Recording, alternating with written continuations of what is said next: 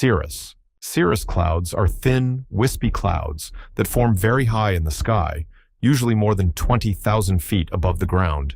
They are made almost entirely of tiny ice crystals because the air is extremely cold at that altitude.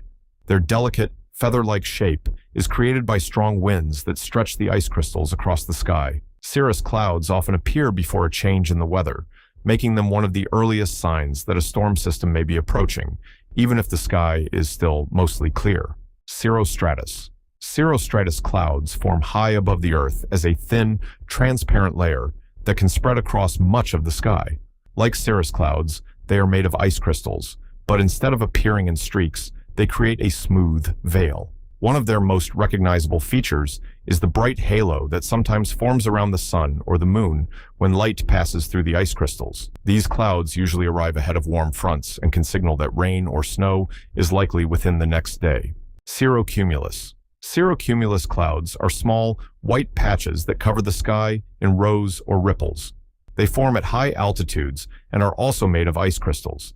Because the cloudlets are so small and evenly spaced, they are often compared to fish scales, earning the nickname mackerel sky. They are not very common and usually do not produce rain, but they can indicate that the atmosphere is becoming less stable. Altostratus. Altostratus clouds develop in the middle layer of the atmosphere and appear as a broad gray or blue-gray sheet. They often cover the entire sky, making the sun look like a dim, blurry circle behind the clouds. These clouds form when warm, moist air slowly rises over cooler air. Altostratus clouds frequently appear before long periods of steady rain or snow, making them an important sign that widespread precipitation is on the way. Altocumulus. Altocumulus clouds are made up of rounded patches or rolls that sit in the middle levels of the sky. They are larger than cirrocumulus clouds, but smaller than stratocumulus clouds. These clouds usually form when moist air rises and cools at mid-levels of the atmosphere.